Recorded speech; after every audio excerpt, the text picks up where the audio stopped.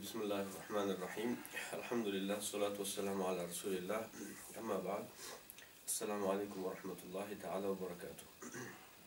Inshallah, today we are going to have very long day actually. We have prepared 4 topics to speak upon. So as you can see, that's my thing. Yeah, so, in my own understanding, in our time we do not have scholars by its real meaning. Okay, for example, by the meaning which would be like Ibrahim al-Nakhai, okay, or Al-Qama, okay, or Hassan al-Basri, Sha'bi, real scholars, or Imam Suyuti. So scholars by the meaning by which you would just go to ask him and he would know all of the narrations, ayat, hadith, about the matter that you're talking about, okay, and the opinion of the majority of the mujtahids. So maybe he would miss only bits and bytes here, there, and the rest he would know without going to the book, but now just in the conversation with you, okay? And then based on that one, he would give you some balanced answer, okay? So we do not have that type of a people. But the scholars in our time, I say, the meaning of a scholar, authentic scholar, reliable scholar in our time should be that a person he knows at least the official position of one madhab in fiqh and official position of one madhab in aqeeda. But in terms of knowing 4 madhahib, there is no anyone. Just trust me, there is no anyone. Okay, but there could be old-aged people that we love, we respect, okay, mashallah, they wear the clothes of the scholars, so we think that they are scholars. But they are not, but it's all old-aged people, okay, and but to sacrifice whole of your life to spend with the knowledge, we do not have any in our time, okay, but I do not want to mention the names because then people are very highly respected by some certain group of people, okay. But I met them, I used to think that they're huge scholars, but after meeting I said, if I would be invited to, for example, some food, I would go to them rather than coming to this guy again. Okay, so it's just, you get disappointed.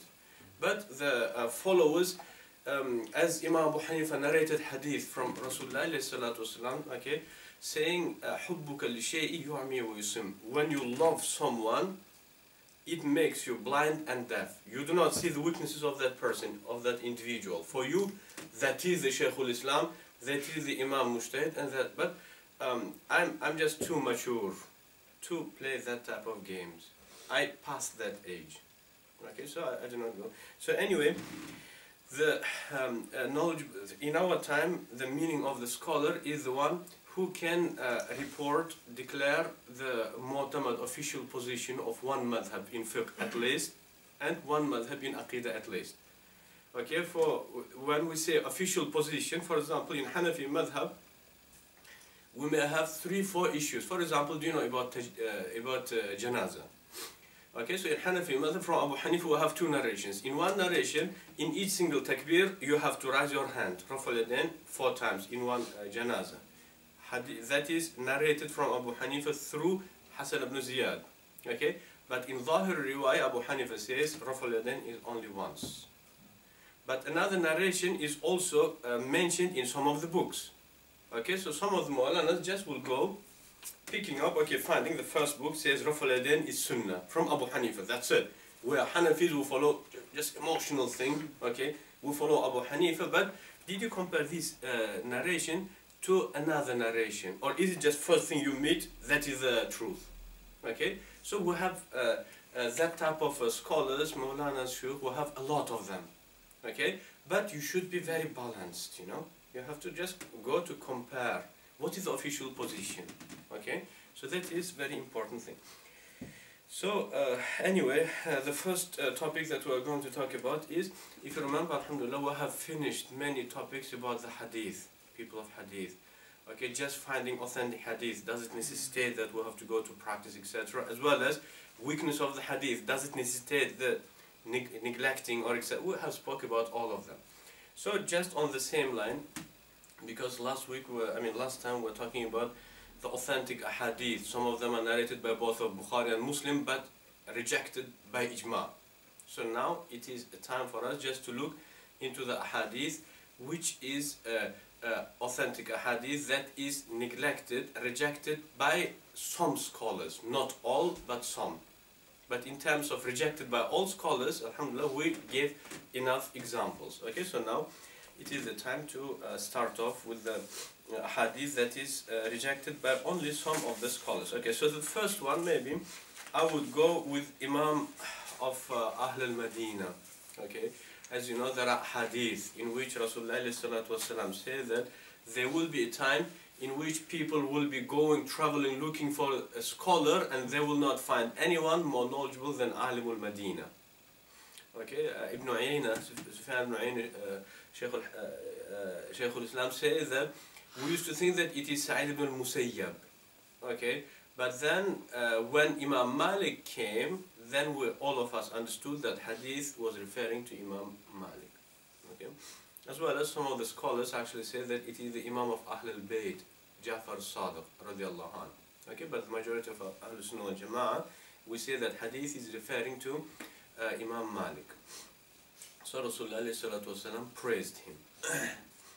So Layth ibn Sa'd, known by everyone, obviously he's much above Imam Malik in terms of knowledge. According to Imam Shafi'i radiallahu anhu, says قد أحصيت على مالك 70 مسألة كلها مخالفة لسنة النبي صلى الله عليه وسلم مما قال مالك فيها برأيه. So this statement of Layth is mentioned in Jami'a Bayan al-Ilm of Ibn Abdul Barr. Okay, so the volume number 2, page number 148. So Layth ibn Sa'd says, I counted 70 masail in which Malik went against the Sunnah, means against the ahadith, authentic ahadith, and in each of them 70, Malik gave fatwa based on his own ra'i. Okay, so now my question, is there anyone who doubts that Imam Malik is Shaykh al-Hadith and Amirul Mu'mineen fil Hadith? Okay, as well as he is one of the hugest scholars of Hadith. There is no one who doubts. But then, what is the accusation of Layth ibn Sa'd, which is authentic? So I say Imam Malik is mujtahid. So when he will be meeting Hadith, okay, so he will not panic, as for example Mashayikh in our time do, but he will stay balanced. So just receiving Hadith, it does mean that I have to die now. Okay, but it is just beginning of the journey. If you remember, Imam Malik by himself narrating from Zuhri. Zuhri said, there are so many hadith I did not narrate. Okay, so Imam Malik said, Ya Abu Abdullah, why you did not narrate so many hadith? So Zuhri said, لأنه لم يكن عليها العمل, because people didn't used to act upon it. Okay, so it explains. Okay, so person, I mean scholar, heavyweight scholar, is not panicking in front of each single statement, okay, or in front of each single hadith. Anyway, there are some beautiful stories, unfortunately. We need to leave because of the time. Anyway, maybe the last thing from Imam Malik. So Imam Malik, Ma'al ibn Isa, so Imam Malik says, كم أخ لي بالمدينة أرجو دعوته ولا أجيز شهادة. So many brothers that I have, friends I have in Medina, I hope that they will make dua for them, but if they will come to narrate some hadith or give some shahada, I reject it. Okay, so it is just his knowledge, it's because of his knowledge. So not each single hadith that you have to take and pick up, etc. Did he only take from Medina, his hadith? No, he took it from others, but in terms of if any khabar al-ahad would go against the amal of Ahlul Madinah, 7 fuqaha of Medina, he would reject the khabar al-ahad. You know, in terms of khabar al-ahad, inshallah we're going to do one whole lecture, maybe 5 hours lecture. It's a bit problematic, especially in our time. Mu'tazila are growing, okay, amongst Ahlul Sunnah wal Jama'ah, so they are playing with khabar al-ahad, okay, so they are abusing the position of Imam Malik, saying, oh look, Imam Malik is just not giving any value to the khabar al-ahad. Anyway. But the thing, when you say his ra'i, he used his ra'i. Yeah. What does that mean exactly? His understanding actually. But is his understanding based upon Amal Ahl al-Madinah, yeah. Okay, so it's not really his opinion, but that is based on, Of again, course, like of course. Sunnah. Exactly, yeah. Okay. Yeah, inshallah, today we're going to talk about this ra'i, mas'ala, inshallah. Anyway, Imam Malik, in another statement, in Al-Faqih wal-Mutafaqih by Khatib Baghdadi, volume number 2, page number 158, Imam Malik says, كثير من هذه الأحاديث ضلالة. So, a big number of these ahadith are misguidance. Means it causes panicking, confusion. Okay. لقد خرجت مني أحاديث, so many ahadith that I've narrated. لوددت إني أو أني ضربت بكل حديث منها صوتين وإني لم أحدث بها. I wish, so many hadiths I did already narrate, but I wish if I wouldn't be narrated, but instead I would be beaten 2 lashes for each single hadith that I did pass on. Okay.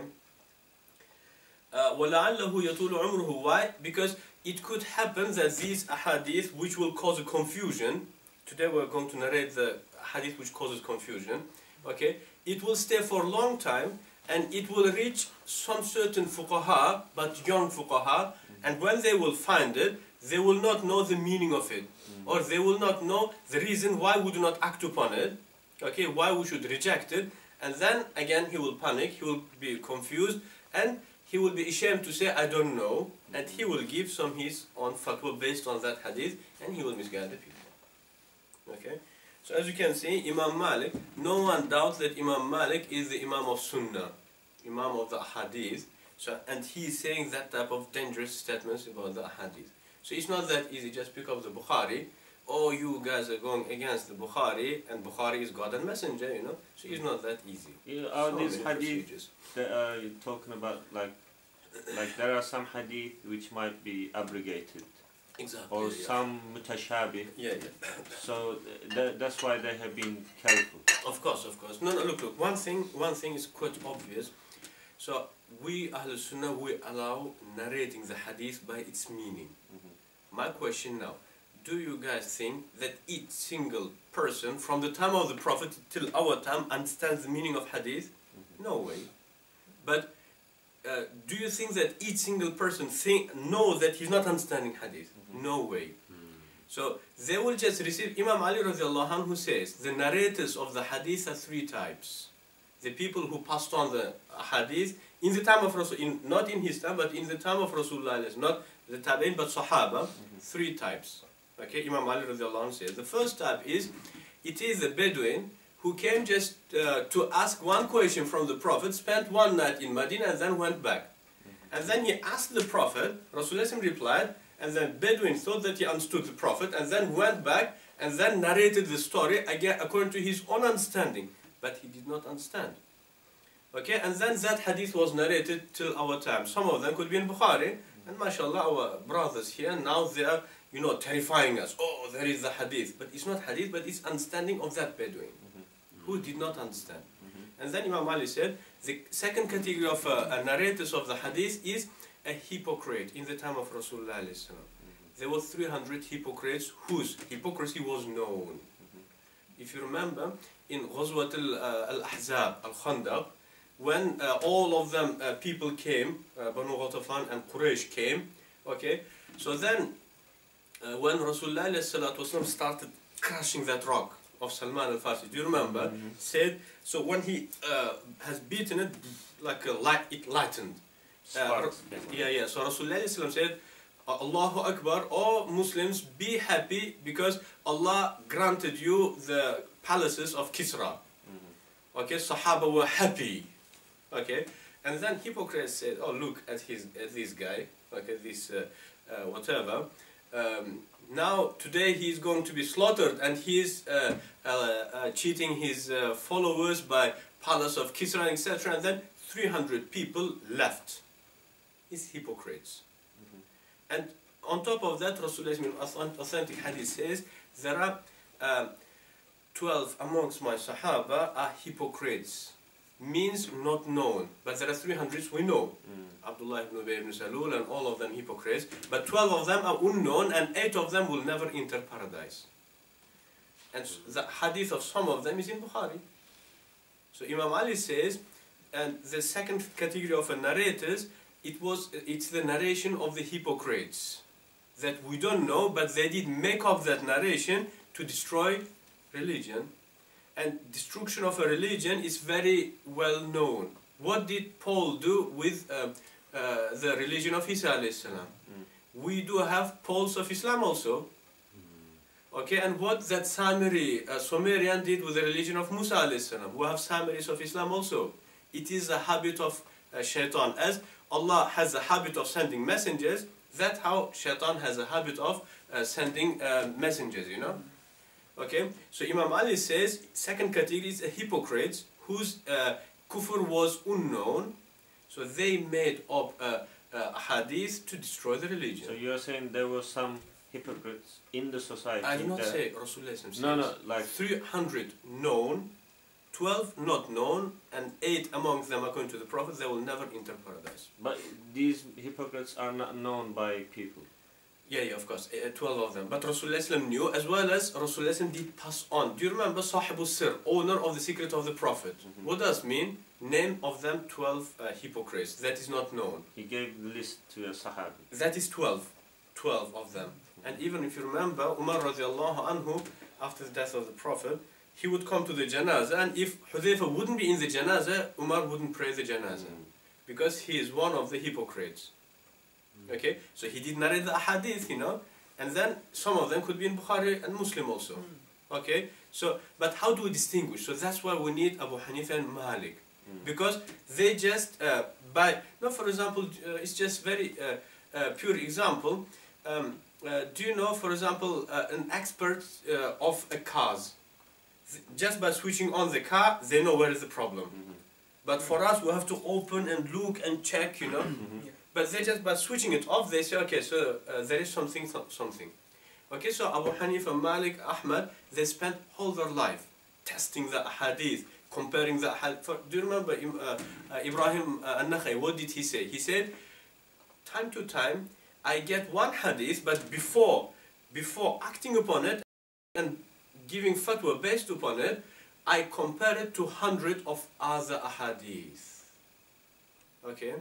So it is the people there for us to test the hadith, to distinguish, you know. Okay? So Imam Ali radiallahu anhu is saying, second category of narrators, it is the hypocrites whose kufr was unknown. So they did make up stories attributing to the Prophet to destroy our religion. The third category of narrators is, it is a true believer who spent long time with Rasulullah sallallahu alaihi wasallam, so he knows the habit of the Prophet and he knows the dialect of the Prophet. Okay, so then he understands what Prophet is doing, and that's how he passes on. If you remember, we Hanafis, when we are asked who is the Sahabi, we differ to the Shafi'is, am I right? A hadith, the Sahabi in terms of a narrator. We say Sahabi in terms of narrating hadith is one, but Sahabi in terms of in Yawm al-Qiyamah being resurrected as a Sahabi is totally different. So in Yawm al-Qiyamah, anyone who saw the Prophet as a believer, he will be resurrected as a Sahabi. Okay, as the same as Shafi'is. But when we come to the narration of the ahadith, we say Sahabi means it is a believer who spent 1 year as a minimum with the Prophet. Because your habit in the summer will be different to your habit in the winter. So you will know what Prophet is doing. But just by meeting him only once, you're not knowing him everything about him. Am I right? So Hanafi said, in terms of narrating the hadith, Sahabi is the one who actually spent with the Prophet 1 whole year. Okay, and following and observing the habits of the Prophet and like a dialect of the Prophet, so that narrator will be called as Sahabi. Okay, so because just by coming, I'm a Bedouin, came from mountains, and then asked the Prophet one question, and then I go back, do you think that I will understand everything that Prophet said? Oh, it is impossible. Even if I'm the most reliable poet, so I know Arabic language perfectly. So the statement of the Prophet is not based only on Arabic language, but on the knowledge. Many other knowledges, habits of the Prophet. Okay, so. You know these hypocrites, are they known now? In these books have been explained? No, of course, yeah. Okay. So for example, they go with the with the janazah of the people for whom Hudhayfah ibn al-Yaman did not pray. As well as Abu Bakr as-Siddiq and Umar, both of them, they used to doubt on some certain people. Okay, and if they would narrate the hadith, they would block. So we do have that knowledge perfectly. Again, for example, Ibrahim al-Nakhai, there are some certain narrators. Okay, so among the Sahaba, Ibrahim Nakhai makes his statement. Okay, so that's why we need them mujtahids. Okay, just to so if you remember, Abdullah ibn al-Mubarak, someone came to him saying, "Oh, Imam Sahib, there are so many fabricated ahadith, isn't it?" So Abdullah ibn Mubarak said, that's why Allah creates the huge scholars, just to actually distinguish between them. So Imam Malik, as you can see, is saying that so many hadith will cause a confusion. So from after this, do not come to me saying hadith is in Bukhari and you are going against Bukhari. Not that big issue. But going against Malik, going against Abu Hanifa, that is actually scary. But going against the hadith of Bukhari is not that big scary issue. It's not serious. Does Bukhari explain whether this hadith is mutashabih or this hadith is... No, he did not. And so on top, not. no, look, Imam Bukhari is very intelligent guy. Okay, and time to time he points on the weakness of the hadith, but on the way we may not understand. For example, some of the hadith, what does he say? He narrates the hadith on two ways, from the Prophet and from one of the Sahaba, from Abu Hurairah, for example. And then he says, for example, Sufyan al-Thawri did not attribute it to the Prophet. So he is now destroying another narration, which is in his own book. Okay, means because Abu Hurairah, we all know that Abu Hurairah used to narrate the Israeliyat.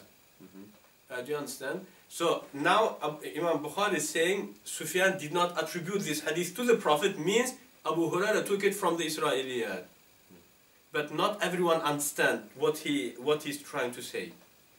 Okay, so people say because it narrated on two ways, in one attributed to the Prophet, in the other to Abu Hurairah, so we take the first because both of them are in Bukhari. But Bukhari did bring them to destroy the first narration. Did you understand? Okay, so we have to be on very high educational level to understand the language of a Bukhari. Okay, so just anyway. Okay, so the last maybe quotation again from Al-Faqih wal-Mutafaqih, the second volume, page number 159, from Imam Bukhari. I'm sorry, from Imam Malik. So he said to two of his nephews, two sons of his sister, Imam Malik. So he said, "Arakuma tuhibban al-hadith." Imam Malik said, "I can see actually that you boys love hadith." They said, yeah. So Imam Malik said, إِذَا أَرَدْتُمَا أَنْ يَنْفَعَ اللَّهُ بِكُمَا فَأَقِلَّا مِنْهُ وَتَفَقَّهَا. So Imam Malik said, if you guys want Allah to benefit by you, to benefit the Muslims, the nation by you, so then try to decrease narrating the hadith and go and learn the meaning of the hadith, learn fiqh. Okay, so it is the advice of someone who is maybe 10 times better, more knowledgeable than Bukhari in hadith. So that's what his advice. Okay, so as you can see, mashallah, so it's like what brothers are trying to prove us in terms of hadith, etc. It's like bubbles, as we say. Okay, so like a wave will bring to hit the seaside, a lot of bubbles with a zindabad, mashallah, and then bubbles will disappear, and what benefits the people, it will just little bit just on the ground. Sheikh, even isn't it very rare for us to hear that Imam Malik is above Imam Bukhari? 100. What I never heard this until Imam Malik. Yes, so Imam Malik is because it's like it's our understanding. Because mashallah now the brothers who are spreading knowledge, it's them type of brothers. Okay, who say Bukhari, and even just commenting on. So I went to visit some of the brothers, again, one of the shuyukh of them, and actually he did put some of the contemporary scholars above Malik, again, above Abdullah ibn al-Mubarak. Okay, I will not mention his name. So it's like the 2-3 scholars passed away, saying it's right that Malik and Ibn al-Mubarak are close to the truth, but Sheikh Fulan, in that time they were still alive. Sheikh Fulan, and Sheikh Fulan, they are much more closer to the truth than Malik and Abdullah ibn al-Mubarak. It's like, because it's like a bit strange actually, I would call it just insanity maybe. Anyway, now let's go to the hadith that Imam Malik rejected. Hadith is in Abu Dawood. Hadith is very famous. It could be mutawatir also. Some of it is in Bukhari. While Ibn Hujr قال قلت لأنظرن إلى صلاة رسول الله صلى الله عليه وسلم كيف يصلي قال فقام رسول الله صلى الله عليه وسلم فاستقبل القبلة فكبر فرفع يديه حتى حاذتا أذنيه ثم أخذ شماله بيمينه. So while Ibn Hujr, one of the Sahaba, says, I said, okay, today I'm going to watch how Prophet will be praying. Okay. While Ibn Hujr is one of the Bedouin Sahabas. Okay, and if you remember, Ibrahim al-Naqi commented on him as a narrator of a hadith. Ibrahim al-Naqi. Anyway, so he says that Rasulullah stood up, made Rafal Yadain, hatta hazata udhni, so he brought them close to his ears, and then فأخذ شماله, and then he has grabbed, catched his left hand by his right hand like that. Okay, and as we know, hadith is authentic. No, it's maybe mutawatir. Rasulullah holding the hand is mutawatir. Okay, so then Imam Malik says Sunnah is releasing the hands. Okay, and that is the mu'tamad position from Imam Malik. There is another narration, weak narration, in which he says holding the hand on top of the chest. But the mu'tamad position is the irsal. Okay, so even if you go now to, for example, the Shanqiti scholars, you know, Mauritania as well as Mali, in their masajid they still do irsal. Okay, and hadith is there. Okay, Imam Malik rejected it, didn't accept the hadith. And so also, Sheikh, does that mean Ahlul Medina in that time? Yeah, they were doing irsal. Yeah, they were doing irsal. Yeah, so he's taking from that. But then some of the, mashallah, brothers now, just to say that Imam Malik did not reject, so they say because he was beaten. I've heard this. No, it's incorrect. Yeah, no, just go he to couldn't raise his hand. Yeah, it is incorrect. So it does mean that, okay, so his students, they didn't know the habit of Malik, and then they said, okay, in Maliki madhab, we do not hold the hand. Which is just insanity, you know. Silly. It's very silly, yeah. It is the same as maybe some of the Hanafi Mawlanas may say Rasulullah sallallahu alaihi wasallam used to do raful yadayn because there were a lot of flies, you know, and Rasulullah used to pray, so it was just land and the Prophet, so Rasulullah would do this to pray, you know. It's like that. So no sense. Imam Malik rejected the hadith, okay, and he's the Imam, so he knows why he's not accepting, okay. And as well as there is hadith which is in Sahih Muslim narrated by Abu Ayyub al-Ansari. If you remember, hadith is very famous.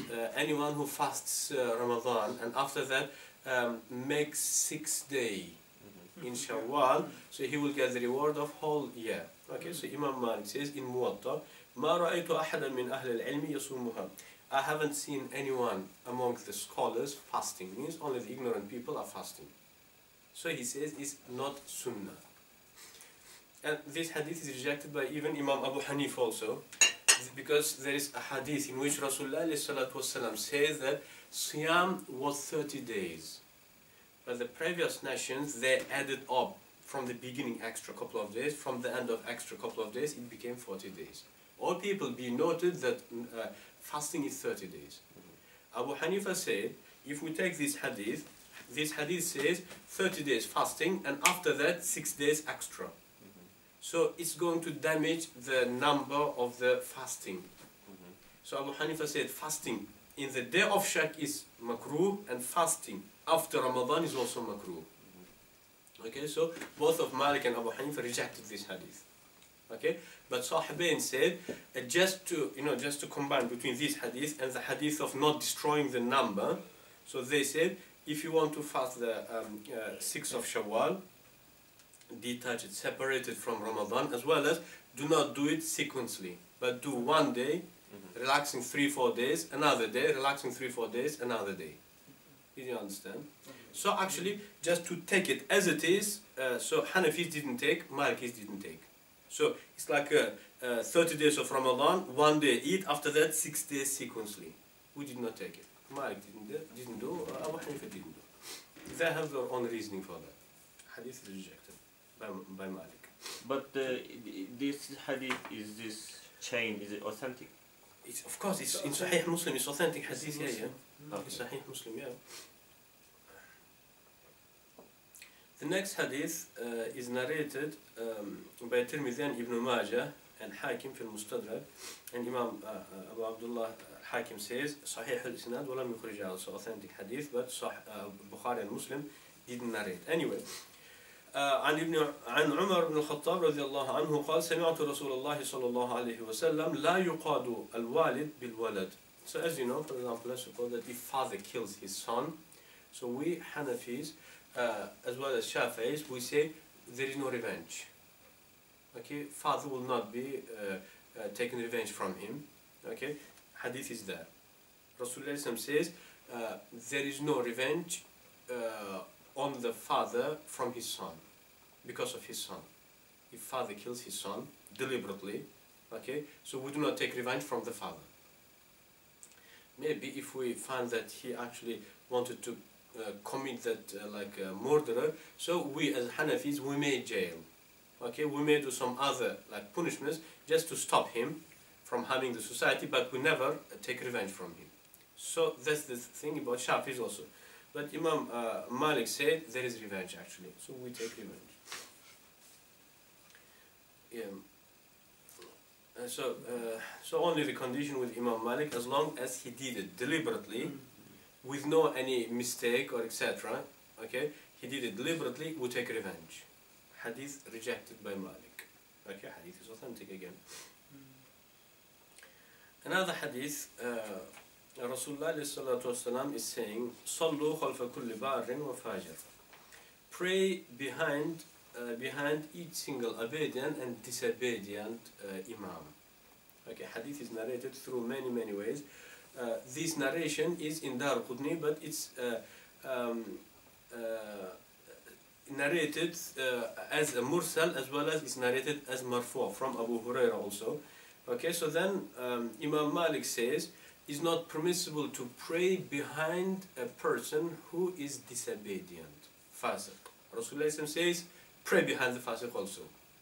Okay, so Hanafi said as well as Shafi'i said it's permissible to pray behind the fasiq imam. Oh, can you explain the fasiq? Yeah. Fasiq is the person, so it's not the definition of the fasiq according to Malik, but general explanation is the one who commits a major sin, who committed major sin and after that he did not repent. Openly.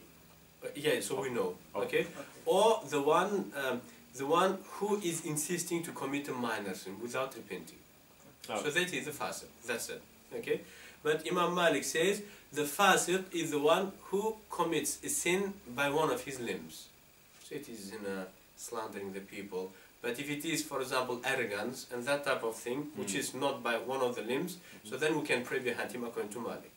But if it is disobedient, who is committing sin by one of his limbs, Imam Malik says it's not permissible to pray behind him. That's his position. But Maliki say it is permissible behind any disobedient or obedient. But Imam Malik, his own position, we do not pray behind the disobedience. Can we consider Ahl Bid'ah as fasiq? No, that is without, I mean, he committing sin but with no limb. Okay. Yeah, so according to Malik, you can pray behind him. Yeah. Okay, so as you can see, mashallah. But what about the Hanafi? Well, just to clarify, according to Hanafi position, it's permissible to pray behind fasiq imam. Okay, but it will be makruh tanzihan only if there are two options. One is disobedient and one is obedient. So it's for you, it's makruh tanzihan to pray behind disobedient as long as you have the option of obedient imam. Okay, but if you do not have any other option except disobedient, so that's not makruh tanzihan either now. Did you understand? What is makruh tanzihan? Makruh is not recommended, but you're not sinful if you do. Okay. Okay, so that's makruh tanzihan. Okay, that's Hanafi position. Okay, but mashallah now the Maulanas, they do exaggerate. Okay, so it's haram if you pray behind someone who shaves his beard. Okay, so you have to repeat your namaz. First of all, shaving, you have to prove that shaving the beard, shaving the beard. I've heard it, yeah. No, that's I've heard it since I was a kid. that's Yes, Mu'tamad position of the Maulanas, you know, actually. Yeah. Yeah. But that's not Hanafi madhab. Okay, so But it's the Hanafi Maulanas who save us. yeah. Like, they claim to be like, Exactly, yeah. pakke, Yeah, strong But heart. it's not Hanafi, no. Okay, you know, nowadays there are imams, Yeah. they smoke. Yeah. So is this done with the limb, smoking? Like, and Yeah. then No, people- first of all, we need to ask Imam Malik, smoking, is it a sin by you or not? According to you or not? Okay. Yes, we need to add that question. If there is no narration about smoking. Smoking, we have only narration from Muzani, as far as I know, student of Shafi'i, and one of the students of Abu Hanifa. That's the first people who gave fatwa about smoking. So it came after them then. So at the time of Malik, most likely it was not there, Wallah alam, or otherwise he would comment on it also. So what is the position of Muzani and Muzani says haram. Shafi'i, according to Shafi'i, is haram. okay. We'll talk about that No, also. no. As well as, first of all, in terms of shaving the beard, they have to prove that it is a sin. Because Mu'tamad position Hanafi, that's shaving beard, having beard is sunnah, shaving it is isa'a. Isa'a is lower than sin. Blameworthy. Okay. Isa'a is blameworthy. So it's not a sin. Is it like tanzi and makruh? No, it's above tanzihan. But okay. So you cannot blame on the one who is committing makruh tanzihan. But you can blame the one who is ignoring the sunnah, muakkada. Well, also, there's one. What would you say to people who go to, for example, Masjid al-Haram Yeah. and pray behind an imam who has, let's say, bid'ah opinions, or who's calling some people shirk or kufr? In terms of bid'ah, so behind fasiq, it is valid, and makruh tanzihan. It could be tanzihan if you have another option. But it's same thing, it's makruh to pray behind the one who has bid'ah. But question, is it better for you to pray on your own, or is it better to pray behind him? So with the fasiq, it's better to pray behind him. But with the bid'ati, so it's better to pray on your own. But in both of the cases, if you pray behind him, do you have to repeat? We say no. Unless if that bid'ah is kufri bid'ah. For example, he says that God can jump. Okay. God can turn over. Turn left, or right, you know? So that is kufr. Okay, so then your namaz is not valid at all.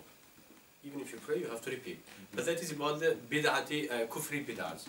But if it is fisqi bid'ahs, okay, for example, to say prophets are dead in their graves, okay, or their life is different to this life, okay, so it's the life of a grave, okay, or for example, saying that Rasulullah sallallahu alaihi wasallam would be just helpless, okay, for each single thing until Jibreel Islam would come to teach him. So that is bid'ah, but not kufri bid'ah.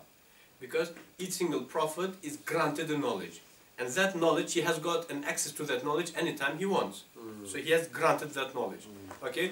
So, of course, if Rasulullah would be asked about some certain question, which he wouldn't be granted before, so for that he needs, for example, support sent by God. But what about the knowledge which is already granted? So he has got that. He has got an access to it anytime he wants. If you remember what Allah says about Yaqub alayhi salam, saying, إِنَّهُ لَعَلِيمٌ لِمَا عَلَّمْنَاهُ وَلَكِنَّ أَكْثَرَ النَّاسِ لَا يَعْلَمُونَ, means Yaqub alayhi salam is very knowledgeable about the knowledge which we granted him, but majority of the people, they do not know that. So if Allah says that about Yaqub alayhi salam, and Yaqub alayhi salam is not one of the 5 ulul azm. So what do you think about Rasulullah alayhi salam, who is the head of ulul azm? Means we are doing the same. As you remember Rasulullah alayhi salam saying, you guys will follow the previous nations. So previous nations, they were unaware that their prophet was given huge knowledge, so we will do the same thing. Did you answer? So that is bid'ah, but not kufri bid'ah. Okay, it is fisqi bid'ah. You can pray behind him, you don't have to repeat, but it was better for you to pray on your own in the first place. Sheikh, are they making like Rasulullah, like like into this kind of robot. He doesn't know anything. He's like a And, postman. Prophet is a postman, that's it. So he doesn't know himself. Exactly. Almost like even a normal student, when you teach him something, he'll have understanding. Exactly, exactly. But Rasulullah is not even like that. He's not a like bit that. Yes, like it is insulting kind so, of. exactly. So then, what is the superiority of the prophets above us? Just what he. Yeah, like so they just, postman. like they Postman. can say what they Yeah, he brought past. But what is written in there? Well, open the envelope, you will find out. I don't know. So that's what they think, you know. Yeah. So, unfortunately. But Sheikh, you said something which is very going to be shocking in this neighborhood, especially. So we were taught very strictly that even to have beard less than 4 fingers, this is fisk. No. Forget not having beard at all, Yeah. but even if it's less than 4 fingers, this is imitation of kuffar. No. And It's Salafi position, yeah. but it's not by Salafis, it's claimed to be Hanafi from other parts of the world. And so my background, like say Indian subcontinent Gujarati community. Yeah. So they are saying, you know, like this is you can't, if you pray behind this person, it's makruh or something. Like it's not allowed. Like let's say I know Quran and you know Quran, and you have beard, 4 fingers, and I have beard like this. So I need to pray behind. Because they say this is Ahl Bid'ah, not having like 4 fingers. Yeah, like full fist. And it's sin. It's a sin. No, of course not. It's not sin. Inshallah, we'll do one whole lecture about the beard. Okay. So inshallah, it's unfortunately. They say if there is a person who does not know a fiqh, he will write a book about a fiqh. No, because, for example, to do what? To learn. Okay, so writing a book by, it's like they think that it's learning, you know. Yeah, so that's why there are so many books written in Hanafi madhab in the fiqh, and we classify them as weak books, you know. Okay. Yeah, so anyway, the ultimate position about the beard in Hanafi madhab is that it is sunnah mu'akkada. So that's why shaving it, if you're not imitating women, is going to be isa'a. Isa'a means you could be blameworthy. Okay, but sin will start from makruh tahriman, and makruh tahriman is above isa'a. So first makruh tanzihan, and then isa'a, and then makruh tahriman, then haram. So sin starts from makruh tahriman. Okay, Isa'a is not sin. It's not a sin, no. So I can't say you shaved your beard, you sinner. No. You can't. No No. punishment. No, but blameworthy. So As in I meaning can of say blameworthy, scholars say Yeah. that in Yawm al-Qiyamah, Rasulullah can blame on you, saying you did not do my sunnah. Okay. Yeah. And another most reliable opinion that judge sometimes has a right to jail you. So he can jail you by not fulfilling fara'id. But can he jail you or punish you by not fulfilling the sunnah mu'akkada? We say no, but he can only blame you in front of people, saying, where is your beard? Where did you leave your beard right now? Okay, so that is the meaning of. are you talking about the clean shave, both? or like a bit short? Having beard is sunnah, as well as the length is also sunnah. So clean shave completely. That is sunnah also. Yeah, so that's That- isa'a. Okay, that's okay. So Plain. who Okay. says that it is haram to shave it completely? Imitating women, we all say it. If you are trying to look like a woman. But in our time, for example, even the Hollywood heroes, the most masculine heroes, they shave their beard. Means shaving the beard is not no more sign of like a feminine people. Am I right? So even for example, look, Rambo, he's the most like a masculine, you can say lion, but he is shaven beard. Okay, so means Even in jungle, he's shaving. exactly, yeah, exactly. So it means that shaving the beard is not being feminine. Okay, so but in their time it used to be. Do you understand? So it means now it comes back to the initial status of being isa'a. But mashallah, according to Salafi brothers, as far as I know, it is still haram. It is still haram, yeah. So inshallah we'll talk about it. We'll talk about it. It's going to be a big lecture, long lecture, inshallah. In Hanafi madhab, it's only you can find it in Urdu books. Yeah. That is wajib. But as you know, Urdu book is not a book. I mean, any book is not a book, but it's author's speech, either verbal or either written. Okay, so just by finding some opinion in a book, it doesn't mean that it is good. We look at the level of his author. So Hanafi madhab has been set up 1,200 years ago by Arabian speakers. So all of the, for example, Uzbeki speakers, Turkish speakers, Russian speakers, Urdu speakers, they will be quoting from Arabic books. Right. So give us quotation. You have written in your Urdu book, Uzbeki book, where did you get it from? In Hanafi books. Okay? So that's the important thing. Clean shaven. The next hadith that is rejected by Imam Malik is, I think we're missing one page here. Okay. Hadith is narrated in Bukhari and Ibn Umar, from Ibn Umar radiallahu anhu, says كنا نخير بين الناس في زمن النبي صلى الله عليه وسلم فنخير أبا بكر ثم عمر Ibn al-Khattab ثم عثمان ibn Affan radiallahu anhum. So Ibn Umar radiallahu anhu says that in the time of the Prophet we used to evaluate, we used to declare the superiority of the Sahaba. Ibn Umar is saying, Hadith in Bukhari. So the best one would be Abu Bakr, then Umar, then Uthman. That is the opinion of Ahlul Sunnah wal Jama'ah, whole of Ahlul Sunnah wal Jama'ah. But then Ibn al-Qasim in the Mudawwana. Mudawwana is dictation of Imam Malik, direct dictation. So what does he say? Ibn al-Qasim says, سمعت مالكا وسئل عن علي وعثمان فقال ما أدركت أحدا أقتدي به في دين يفضل أحدهما على صاحبه. So Imam Malik was asked, who is better, who is superior, Ali radiallahu anhu or Uthman? So Imam Malik says, I never met anyone who would be huge scholar that you can follow him, who used to say who is better amongst them. Okay. Ibn Umar said Uthman used to be better in the time of Sahaba. Look, it's very risky, dangerous statement of Malik, but Malik is Imam, so he knows what is he talking about. Hadith is rejected by Malik. Hadith is in Bukhari.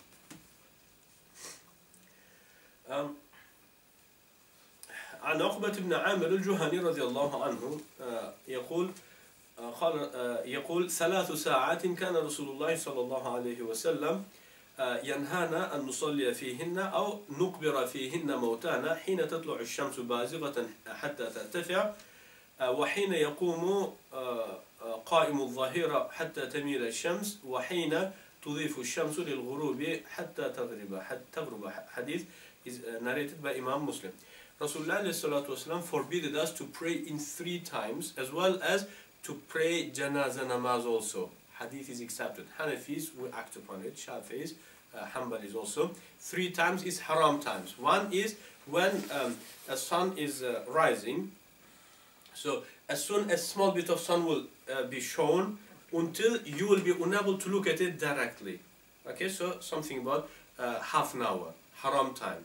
Okay, and the second is when it will be in the middle of the sky till it goes towards west, and the third time is when it's setting. Okay, from the time when you will be able to look at sun directly till it disappears in the horizon. Okay, so then 3 hadith is in Muslim. Rasulullah used to forbid us. Okay, and then Imam Malik said when it is in the middle of the sky it's not haram time, you can pray.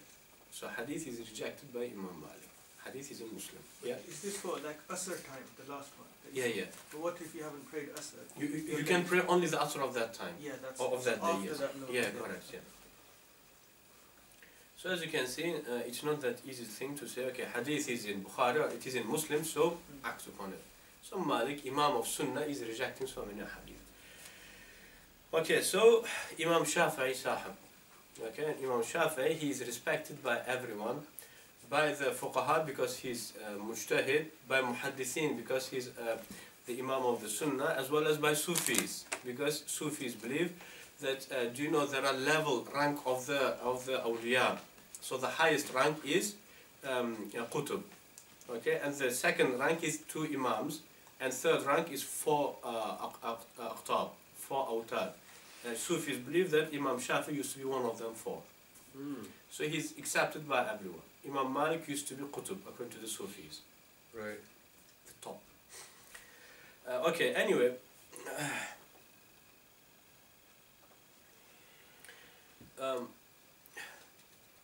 Imam Ahmad ibn Hanbal says, الشافعي أفقه الناس في الكتاب والسنة وَكَانَ قَلِيلَ الطَّلَبِ لِلْحَدِيثِ. Look, very good statement. Ahmad says, Imam Shafi'i used to be more knowledgeable person in terms of understanding Quran and Sunnah, but he used to seek hadith very little. Okay, so does it mean that Imam Shafi'i does not know hadith? In the beginning he said that he's the most knowledgeable person of Quran and Sunnah, but he's not one of those who go for the ijazas, you know, just following the hadith, I mean trying to find hadith here, there, okay, but he will go to narrate the hadith from the top scholars, from the fuqaha, Malik and Imam Muhammad, that type of category. So he's the most knowledgeable in terms of understanding the hadith. Anyway, let's go straight away to the hadith which is rejected. There is one hadith which is rejected by three of Imams, Malik, Shafi'i and Imam Abu Hanifa. Hadith is in Muslim. عن جابر رضي الله عنه قال سمعت النبي صلى الله عليه وسلم يقول بين الرجل وبين الشرك والكفر ترك الصلاة. In different narration, فمن تركها فقد كفر. Hadith is very famous, saying the difference between you and kufr is missing, not praying. So anyone who does not pray is kafir. Hadith is very famous. Okay, all of three Imams, Shafi'i, Abu Hanifa and Malik, rejected the hadith. In terms of the literal meaning of the hadith is rejected. By Imam Ahmad said, we go with this hadith. So if you do not pray deliberately, okay, so you are kafir. All of three Imams, including Shafi'i, rejected the hadith. Hadith is authentic. Another hadith narrated by Tirmidhi, again authentic, عن ابن عباس رضي الله عنه أن رسول الله صلى الله عليه وسلم قال أيما إهاب دبغ فقد طهور. Any skin, any leather of an animal, when you will clean it, after tanning, it becomes clean, pure. Okay, that's the meaning of hadith. Imam Shafi'i says the leather skin of a dead animal, even after tanning, does not become tahir. It stays filthy. So he rejected the hadith of Ibn Abbas. Hadith is in Tirmidhi, authentic. And not only this specific, but there is more specific hadith. Rasulullah was just passing next to Sayyidah Maymuna, and Rasulullah asked her, where is your sheep? So Rasulullah said, Ya Rasulullah, my sheep just died. Okay, so then Rasulullah said, why you would not use its skin? So then she repeated, saying, Ya Rasulullah, sheep is dead. So then Rasulullah said, Dibaghuha tahuruha. So cleaning it, tanning it, it will purify the leather. Hadith is authentic, Shafi'i rejected. Yes. So Sheikh, does that mean like pigskin leather is clean? No, no, that is najis, filthy. Okay. Even after tanning? Yeah, yeah, because that is exempted from the hadith by Quran. Allah says, innahu rijis. Everything. Oh, yeah. So anything exempted by Quran, that's it. But the rest, especially the dead animal, any type of animal, after tanning, it becomes clean. Right. Imam Shafi'i rejected the hadith. Yeah, so now no one will come saying, okay, you know, Imam Shafi'i is the enemy of a messenger. He has enough knowledge to distinguish what to accept and what to not to accept. So let's not dictate. Okay.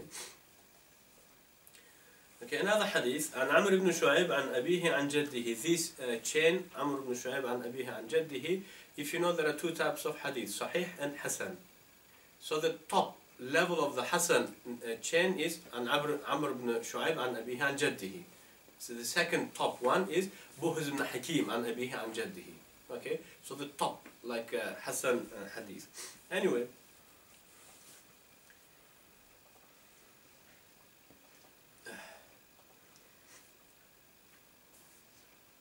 أن رجلا طعن رجلا بقرن في ركبته فقال يا رسول الله أقدني. فقال رسول الله صلى الله عليه وسلم لا تعجل حتى يبرأ جرحك. قال فأبى الرجل إلى أن يستقيد فأقاده عليه الصلاة والسلام. فعرج الرجل المستقيد وبرئ المستقاد. فأتى المستقيد إلى النبي صلى الله عليه وسلم فقال يا رسول الله عرجت منه وبرئ صاحبي. فقال عليه الصلاة والسلام ألم آمرك ألا تستقيد حتى يبرأ جرحك فعصيتني فأبعدك الله وبطل عرجك. ثم أمر رسول الله صلى الله عليه وسلم بعد من كان به جرح ألا يستقيد حتى تبرأ جراحته فإذا برأ يستقاد. So once someone came to Rasulullah. Hadith is in Musnad Imam Ahmad. Someone actually went and injured another Sahabi, okay, with a horn, okay, most likely it's like sharp horn, so injured on the knees, okay. So then the injured person came saying, Ya Rasulullah, I want revenge. Rasulullah said, don't hurry, let it get healed, and after that actually we'll do it, okay. So then he said, Ya Rasul, please, I want to do it right now. So then Rasulullah did it, let it go. So he injured another person, okay, and then the first person who was injured, okay, so he is healed, but from whom they have taken revenge, he remained as like injured for the rest of his life. So then the second person came complaining, Ya Rasulullah, I want revenge, because he's healed, I mean his knees is healed, but I'm just like that, okay. So then Rasulullah called the first person saying, didn't I tell you to wait? But then he said, Rasulullah said, فَعَصَيْتَنِي, so you disobeyed me. Okay, then after that Rasulullah announced, saying, anyone who is injured, so let him to wait, okay, before taking revenge. Imam Shafi said, waiting is not necessary. You can take revenge even before you will get healed. Hadith is rejected, even if it is authentic hadith. Okay, so as you can see, it's not that easy just to say hadith is authentic, so let's do it. Imam Shafi is rejecting the authentic hadith. Hey Allah. There was another beautiful story, if you remember when Imam Shafi came to Iraq, so Imam Ahmad just fallen in love with him, okay, with Imam Shafi. So then do you know a mule? It was a habit of the fuqaha to ride a mule in that time. Okay, so Imam Shafi used to ride a mule. Okay, and then if you know Yahya ibn Ma'in, one of the Hanafi scholars, muhaddithin in that time, student of Abu Yusuf, he used to have some certain misunderstanding towards Imam Shafi, saying Imam Shafi is weak. You cannot narrate hadith from him because he has weak memory, etc. Okay, so then he saw Shafi riding a mule, and Imam Ahmad is holding his leg. Do you know the place where you put your leg to ride? So holding it and walking, asking, and Imam Shafi is riding and answering. So Yahya ibn Ma'in afterward, he saw the son of Imam Ahmad saying, so Yahya ibn Ma'in said, why your father is not ashamed to hold that thing of the leg of Shafi and walking when he's riding? So then Salih ibn Imam Ahmad went to his father, Imam Ahmad, saying, Yahya ibn Ma'in, your friend said so and so on.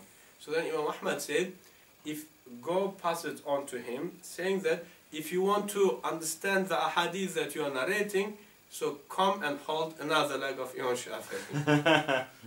Okay, so this ranked person, Shafi, if he's rejecting some hadith, is not just to go against the Prophet and fight the Prophet, but based on the knowledge. Okay, so it's a good thing. Imam Shafi, okay, so what do we say about Imam Ahmad ibn Hanbal? MashaAllah, Salafi brothers, they love him. They may say, okay, Shafi may reject hadith, Malik can reject hadith, Abu Hanifa, but not Ahmad. We are going to give you a good number of hadith, so you will understand that he is one of the bigger number of, one of the Imams who left big number of hadith. So he's not Salafi. So hadith is actually narrated by Bukhari and Muslim that our friend Imam Ahmad is going to reject. So what is the hadith? And Abi Huraira, if you remember, some of the there was an incident in terms of like some of the ladies actually committing a sin, like adultery. So then Rasulullah said, فَإِنْ اعْتَرَفَتْ, so anyone who will commit a zina, and if they will admit, so there are procedures for time admitting, etc. فَرْجُمْهَا, so then apply the punishment of stoning. Okay, so that is the hadith here. Is this for married? Married, yes. Okay, they are already married and they married and committing adultery. Hadith is in Bukhari and Muslim. So as you know, Imam Ahmad says that the person who commits zina, married person who commits zina, so what do? We lash for 100 times, then we stone. So he's rejecting hadith of Bukhari and Muslim. Because Rasulullah said only stoning. Imam Ahmad says first 100 times lashing and then stoning. Is that the position of Imam Ali? Which one? First stoning and then... No, not only, I don't know about Imam Ali, but some of the Sahaba, yes. Imam Ali had a fatwa exactly like that. Yeah, I don't know about Imam Ali, but of course, yeah, there are some Sahaba. But anyway, Umar radiallahu anhu just made, so it became ijma. So hadith is actually, but then Imam Ahmad, as you can see, he's still insisting that hadith is not accepted. Okay, so both of lashing 100 times and then stoning. So Bukhari was mistaken, continue. Anyway, the second hadith, again narrated by Bukhari, and Ahmad is rejecting. Okay, maybe some of the brothers may say, okay, Bukhari came after Imam Ahmad. I say Bukhari, after completing his Sahih, he offered that to Imam Ahmad. Imam Ahmad said good. Okay, but yet insisted to reject the hadith. Okay, so what is the hadith? Narrated by Sayyidah Aisha. Hadith is by Bukhari and Muslim. Muttafaqun alayh. Man mata wa alayhi sawmun sawma anhu waliyuhu. Anyone who dies, okay, and then without fasting, so then his awliya will fast on behalf of him. Okay, Imam Ahmad said only the nazar that you can fast, but not the rest of the hadith. What do you mean by his awliya? Awliya, the relatives. Okay, so Ahmad rejected the hadith of Bukhari and Muslim. The third hadith is again by Bukhari and Muslim that Imam Ahmad is going to reject. عن أبي هريرة قال رسول الله صلى الله عليه وسلم لا يتقدمن أحدكم رمضان بصوم يوم أو صومين إلا أن يكون رجل كان يصوم صومه فليصم ذلك اليوم. Do you remember يوم الشك of Ramadan, just one day before Ramadan? We don't know if it's the first day of Ramadan or not. So Imam Rasulullah ﷺ says no one should fast just one day before Ramadan or 2 days before Ramadan, except you used to have a habit. For example, Monday, Thursday, and today it was Thursday. So you are fasting your nafil, not because of Ramadan. So do not fast. Rasulullah is saying, never fast 1 day or 2 days before Ramadan. Imam Ahmad says, it is wajib to fast on Yawm Shak, because of Shak. Okay, so it is exactly opposite of Hadith of Bukhari and Muslim. Okay. So the next hadith is narrated by Daraqutni, Abu Dawud. So we did mention, if you remember, with Imam Malik. Hadith is which is rejected by Malik. So Imam Ahmad is going to reject the same hadith again in here, in which Rasulullah says, "As-salatu wajiba alaykum ma'a kulli muslimin barran kana aw fajiran wa in amila al-kabair." O people, it is compulsory upon you to pray behind each single Muslim, even if he is bar, obedient, or fajr, or disobedient. He says, وَإِنْ عَمِلَ الْكَبِيرَ, even if he is committing a major sin. So it is wajib upon you to pray behind him. Okay? So then, that's the hadith narrated by Daraqutni and Abu Dawud from Abu Hurairah. Okay? And then another hadith in which is narrated by Bukhari عن أبي هريرة عن النبي صلى الله عليه وسلم يصلون لكم فإن أصابوا فلكم ولهم وإن أخطأوا فلكم وعليهم. So hadith of Bukhari, Rasulullah says there will be leaders, okay, khalifas, they will be committing a lot of sins, mistakes, and they will be praying. So pray behind them. So if they will be making correct, so that's it. But if they will be sinning or making wrong, so they're responsible, but your namaz is namaz. Hadith is in Bukhari. Imam Ahmad said it's not permissible to pray behind the disobedient. So it is the fourth hadith which is narrated by Bukhari, and Imam Ahmad is rejecting. Again, argument of Bukhari writing his book after Ahmad is not accepted. Imam Ahmad saw the book of Bukhari saying, good, mashallah. Rejecting the hadith. Sheikh, how can we use the argument that Imam Bukhari wrote his book after Imam Ahmad, because Imam Ahmad is superior to Imam Bukhari, right? In hadith even. Yeah, 100%. 100%. So if Imam Ahmad is rejecting it, that means he has more huge knowledge than Imam Ahmad. Of course, no doubt, no doubt. So, of course. But is he rejecting on the basis of fiqh or on the basis of just... No, he will have his own reasoning. So that could be because of for example, mashhur hadith, or maybe, because, no, for example, do you remember the hadith in which Rasulullah ﷺ says, there will be an oppressive leaders, okay, so it's recommended for the people just to disown them and leave them. Hadith is in Bukhari. Imam Ahmad narrated that hadith in Musnad, and just before his death, he said to Abdullah, saying, do you remember that hadith in which Rasulullah says so and so on? So go and remove it from my book. So Abdullah said, why do you want to remove it when its chain is authentic? Hadith is narrated by Bukhari. Because Imam Ahmad said, because that hadith is going against big number of the hadith in which Rasulullah is ordering to obey even the disobedient leaders. Okay, hadith is in Bukhari. So in this incident, Ahmad is rejecting the hadith of Bukhari because of big number of other hadith in which Rasulullah ordering us to carry on obeying the leaders even if they commit major sins. So it's because of the hadith, but not each single time Imam Ahmad will be rejecting because of a hadith, but because of fiqh also, because of some certain understanding also. Imam Ahmad was an expert in hadith. No doubt. But was he an expert in fiqh? So he's one of the mujtahid imams, as we classify, am I right? So inshallah, okay, but if you know the early scholars, they used to classify him as muhaddith, not as a faqih. Yes. Imam Tabari, okay, Ibn Abdul Barr, not easy people, okay. So for example, Malik, no doubt, Shafi'i, no doubt, Imam Abu Hanifa, no doubt, he's imam of hadith, imam of fiqh. But Imam Ahmad, they used to dispute in the beginning. If you remember, when Imam Tabari became imam and came back to Baghdad, so the first dictation in the masjid, Hanabila came. They asked about two, three issues. One of them is God having space, shape, etc. He rejected.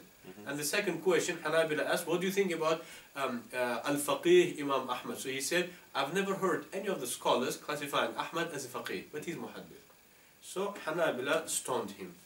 Okay, Imam Tabari had to just run away. So police get engaged. Okay, so they say after that, on daily basis, police would come and remove stones from the gate of Imam Tabari, and it would just fill up the gate of Imam Tabari. Okay, so Imam Tabari said, I haven't met any of the scholars classifying Ahmad as a faqih, but as a muhaddith. No, but we do accept that he's one of the mujtahideen in terms of fiqh. Okay. So anyway, it doesn't matter, no matter if he's imam of hadith, etc. But mashallah, the brothers who are claiming to love him, saying you guys are enemies of Sunnah, as you can see, Imam Ahmad is before us, he's enemy of Sunnah, according to your understanding. But the other thing also, we know that Imam Ahmad, he knew like around like I think 600,000 to 1 million hadith. Yeah, by memory. 100%, yeah. And although like some of them, they had the same matan, but he did not include most of them in his book. That means like he left out, not rejecting only the ones that is written. In his Musnad he has got something about 20,000 plus. Yeah, so that means he rejected, like he did not include many. 100%. Now even before his death he said, if you do not find hadith in my book, so then just ignore that hadith. So it was his confidence. We do not agree with him, because there are so many hadith which he did not include, but that's still authentic. Okay, but maybe from here we can understand that even the greatest people of the hadith, when they claim that I've included everything, that's still wrong. So it's just to respond to the brothers saying everything which is in Bukhari is sufficient for us. Okay, so it's only 4,000 hadith. So even 20,000 hadith, it wasn't everything, you know. Anyway, the next hadith is عن المغيرة بن شعبة أن امرأتين كانتا تحت رجل من هذيل فضربت إحداهما الأخرى بعمود فقتلتها فاختصموا إلى رسول الله صلى الله عليه وسلم فقال أحد الرجلين كيف تدري من لا صاح ولا أكل ولا شرب ولا استهل فقال له أسجعا فقال الرسول صلى الله عليه وسلم أسجع كسجع الأعراب فقضى فيه غرة وجعله على عاقلة المرأة. So anyway, so So so it's like two ladies, okay, of the same person, and one of them was pregnant. So another lady, she has beaten that lady with a big stick, and then she had a miscarriage, okay, and she died also, okay. So then they came, the relatives came for the revenge. So in this matter, there is no revenge because she did not deliberately kill, okay. So there will be payment, okay. So then Rasulullah said the refunding will be in the family of the killer, okay. So Imam Ahmad said the refunding will be from the pocket of the killer, not from the relatives. And all of the three madhahib said from the relatives based on this hadith, okay. And hadith is by Abu Dawud and Tirmidhi, and Imam Tirmidhi said هذا حديث حسن صحيح, rejected by Ahmad. Anyway, the next hadith is narrated by Bukhari, Muslim, and the rest of, so all of the six mutun, okay, six hadith. حديث collection. قال رسول الله صلى الله عليه وسلم العجماء جبار والبئر جبار والمعدن جبار وفي الركاز الخمس. قال أحمد يضمن صاحب المنفلتة ما أفسد ليلة. So do you remember that, for example, if I have a camel or horse or cow or sheep, and then for example, let's suppose that my horse was walking, and then it, for example, steps for example, and destroys a plant of someone in his garden. Okay, so I'm not riding, but it just runs away by itself. Okay, so Rasulullah says it's just ignored. No one is responsible for that. Okay, but Imam Ahmad said if animal runs away in the night, so owner is responsible. But Rasulullah said no responsibility. Hadith is in Bukhari and Muslim. Ahmad rejected, and the rest of the four madhahib they accepted the hadith. Okay, so as you can see, these are the hadith that is rejected by Imam Ahmad ibn Hanbal. Okay, so as the last, so I just delayed the hadith which is rejected by Imam Abu Hanifa, because mashallah brothers will be happy saying, oh, Abu Hanifa, he never knew anything, so he's just, so I'm mentioning it, I'm mentioning the hadith which is rejected by Imam Abu Hanifa as the last. Okay. Just before that, just I want to mention that statement saying that Abu Hanifa, this hadith did not reach Abu Hanifa. Very common statement. Am I right? Or Abu Hanifa didn't know about this hadith. Yeah. So if you bring all of them hadith about which, mashallah, our brothers, mashayikh, they said this word, okay, so it will be like a good sized book. So from there we think then, actually, the average student of knowledge in our time is more knowledgeable in hadith than Abu Hanifa. Okay, so it is just accusation, false accusation, because so many hadiths rejected by Malik and Ahmad, and no one said that they didn't know about this hadith. But specifically about Abu Hanifa, they say. So it is just brothers, they have allergy towards Abu Hanifa actually. And so many muhaddith scholars that Imam Abu Hanifa used to have as his students. Am I right? Yeah, Ibrahim al-Makki, one of the top muhaddithin. He is the Sheikh of Imam Bukhari. Am I right? Do you know he has thulathiyat, the shortest chain ahadith. Okay, something about 20. Okay, and something about 16 of them Imam Bukhari narrates through Ibrahim bin Makki, who was the muhaddith, who was the student of Abu Hanifa. Okay, so it's not possible that it will be such a knowledgeable person. I mean, he will have so many muhaddith, great muhaddith students, and he will not be aware of a knowledge of hadith. Like A'mash. Yeah, yeah. Next to him. Yeah. He knew 300,000 hadith by heart. Yeah. But when he was asked fatwa, yeah, he would say, please ask Imam Abu Hanifa. Yeah, exactly. Exactly. Yeah. Okay, anyway, if you remember, there is an incident which happened in the time of Rasul. Hadith is in Bukhari as far as I know. Yeah, it is in Bukhari. Or it is in Tirmidhi, sorry. Do you remember Fatima bint Qais? So what happened? There are two types of divorces. Am I right? Returnable and non-returnable. Okay, and 3 divorce is mughallaz.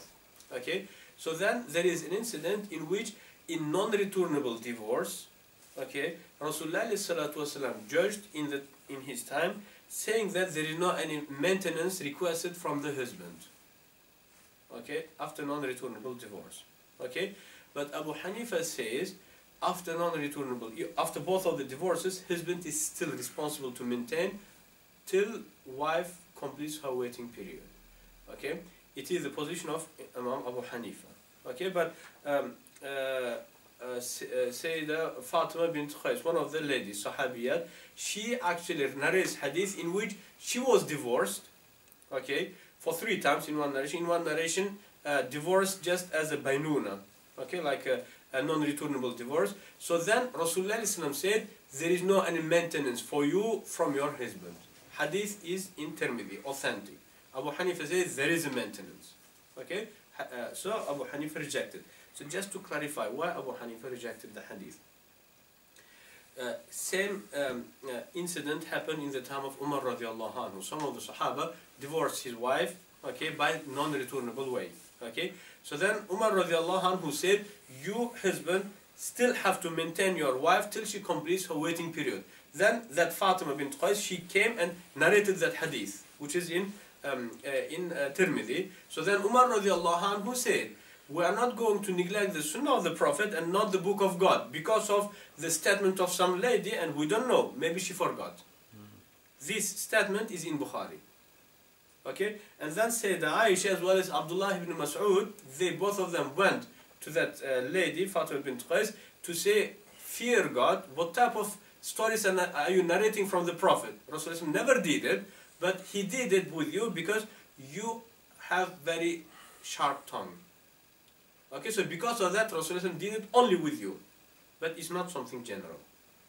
But Imam Shafi accepted the hadith, we Hanafis rejected the hadith. Abu Hanifa rejected the hadith. So, as you can see, it's not that procedure of accepting and rejecting is not that easy. You have to compare it to what Sahaba said about it, what Allah says about this matter. Okay, so comparing and then giving your statement. Yeah. Okay. And another hadith which is also rejected by Imam Abu Hanifa.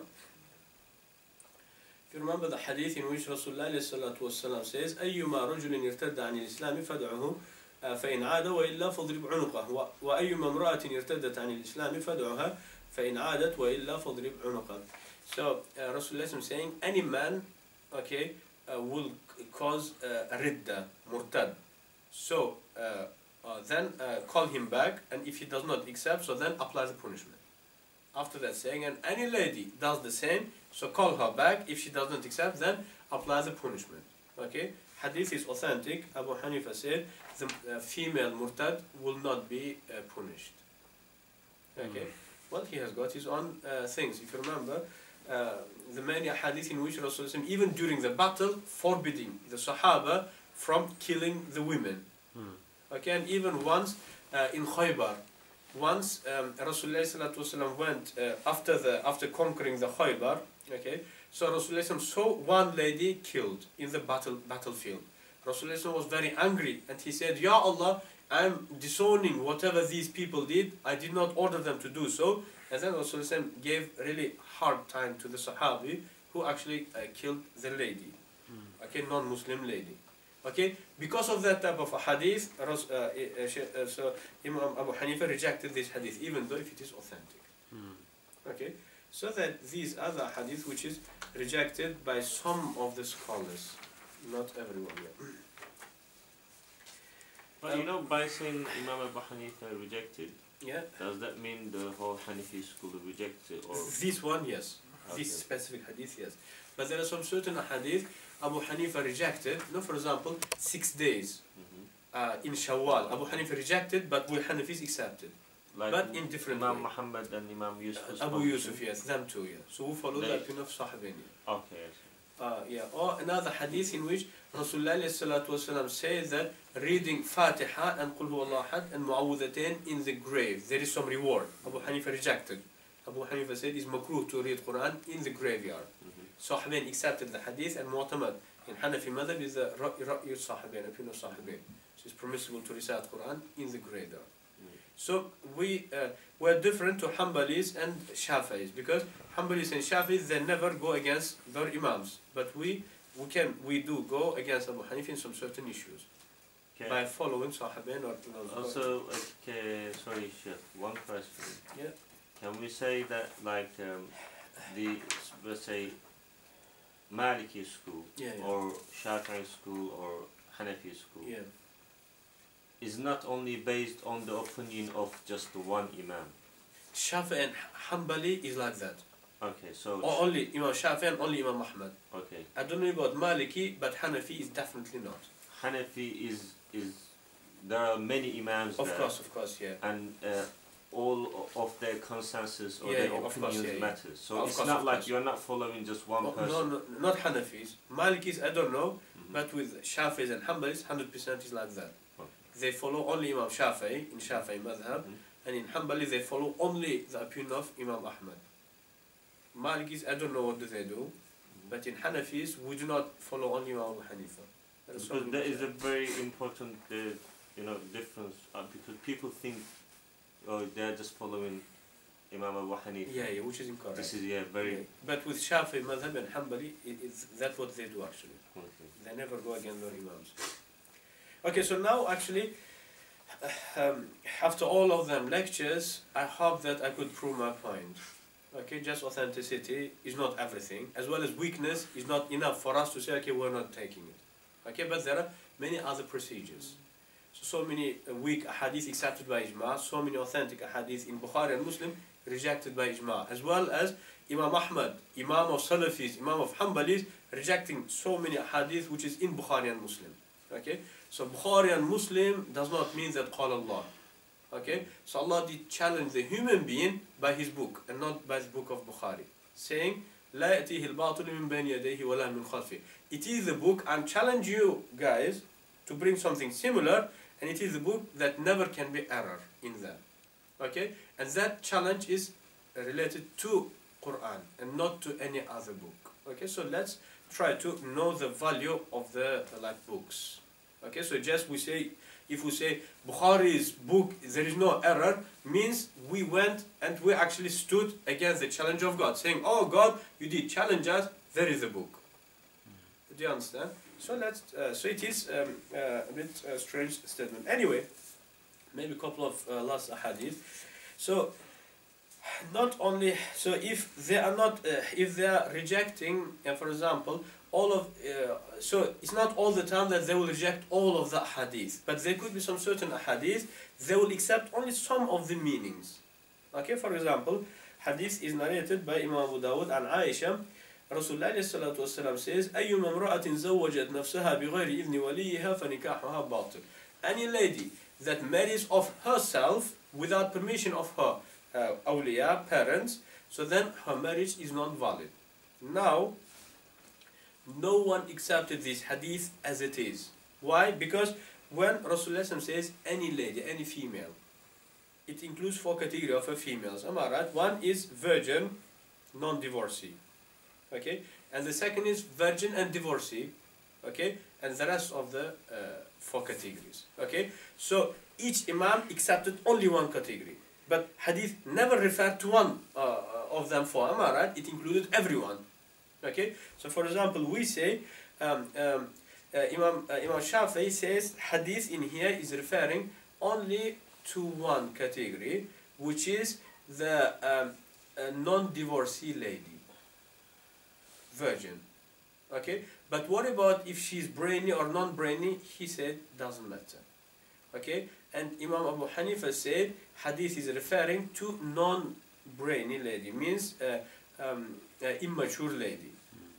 Okay, so it doesn't matter if she is divorcee or if she is virgin, non-divorcee. Okay, so hadith could be very wide, but imams will take only little bit of the meaning, which is much wider.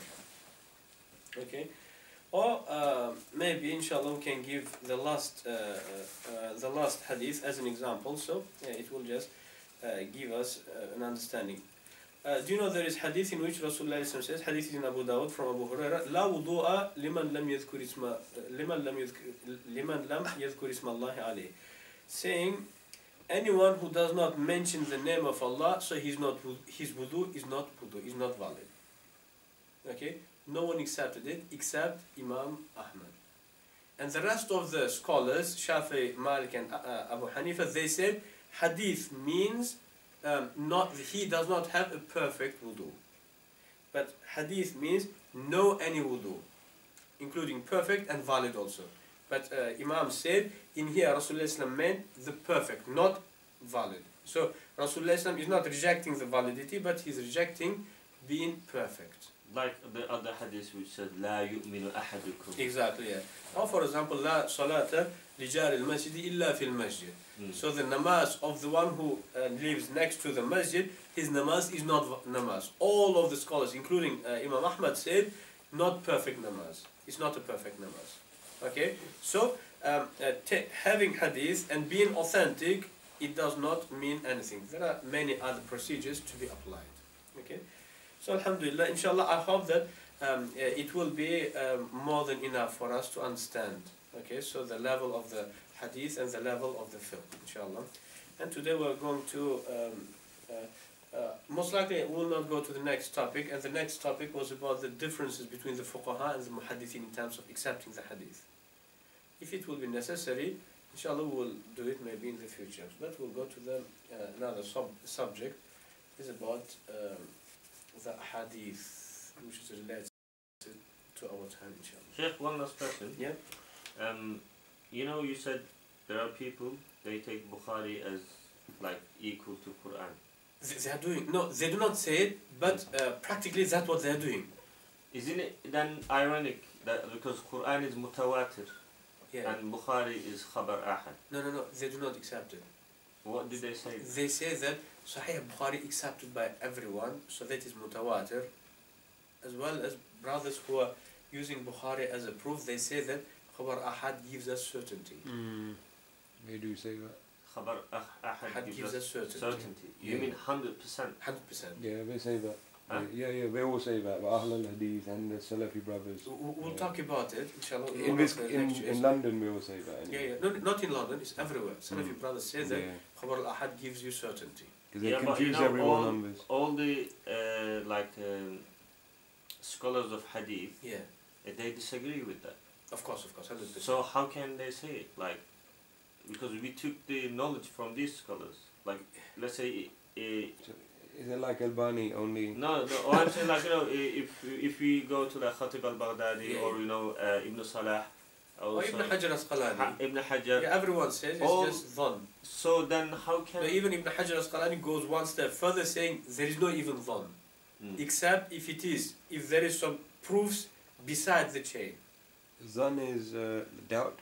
No, like some thought. Not 100%. Oh, okay. It's not certain. No. Certainty is yaqeen. Dhan is less than that. More than 50%. So Ibn Hajar says there is no even 50%. Even if a chain is authentic, there is no that even 50%, unless if there will be some extra proof for that. Authenticity of the chain, according to Ibn Hajar, does not give even, not forget about the certainty, but even more than 50% it does not give, except if there is some extra proof besides the authentic chain, according to Ibn Hajar. That would be so shocking for the people who haven't seen parts 1 to 5. Yeah. Because basically what we grow up with, what we believe is, or what we thought was basically, if chain is sahih, that's it. How dare you? But do you see, like, and even if it's not certain, that's all I need to look into. So I don't need to look into what hadith says.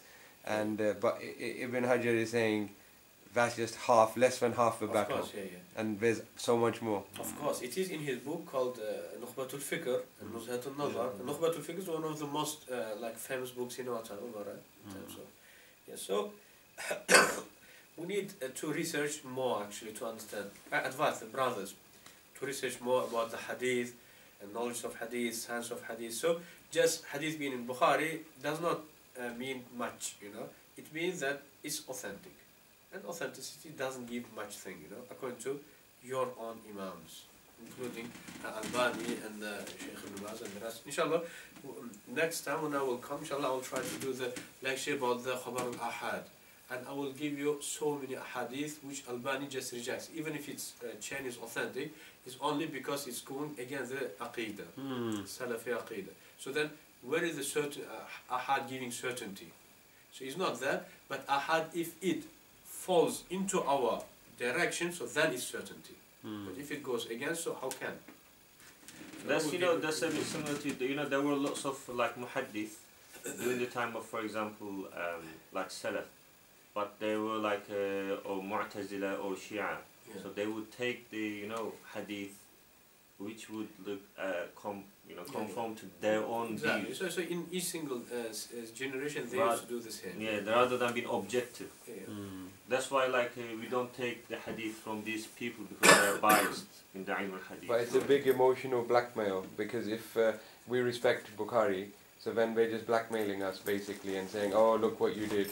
You went against Bukhari, you are basically modernist. No, it's just terrifying the people. Yeah. So we have to understand, going Bukhari is not going against God. Yeah. So Bukhari is much lower than God and Messenger. So let's try to understand.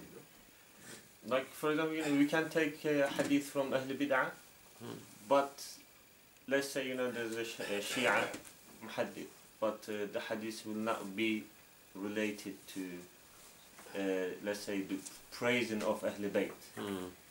So because there's gonna be biased. So that's why the same thing we. So Sheikh, definitely after this, the viewers are going to want to see the talk on ahad narrations, because it's hot topic. In our time, it's compulsory upon each single scholar and shuyukh to explain, because now we are having brothers who are playing with our emotions by hadith. And non-Muslims, Christian. Exactly. So they say, look, it's ahad, so what? It's certain. So your most authentic book. Of course, but most of the missionaries, they say, the most authentic book. Exactly. Confusion is created, so now it's compulsory upon the scholars and the shuyukh to clarify the confusion. And I'm really unhappy with mashallah, our mashayikh who called themselves Sheikh Hadith, and confusion created, but they're still, in their own houses and not trying to remove the confusion. Okay, so but instead, actually, they're fighting against us. One will say there is Hanafi Mustalah al-Hadith, and one will say that some certain hadith in Bukhari is not said, so they fight with us. So they should be doing exactly opposite way around, clarifying what means hadith is in Bukhari and what's the ahad, etc. So we do advise them to come back to us, to the society, and to clarify, to help the society to understand. Sheikh, can we also can we talk about the al-jah, ta'deed? Inshallah. So because to understand how vast this, because people have no. No, I'm sure there'll be more parts towards in terms of hadith, because it's very relevant, and you can say 100%, 100%, yeah. The Sheikh said, look, the chain, authenticity is not even 50%. No, what do you mean 50%? Something about 5 to 10%. Yes. After that, there are many other procedures. I think people need to go back and watch other parts, so they'll just be shocked at it.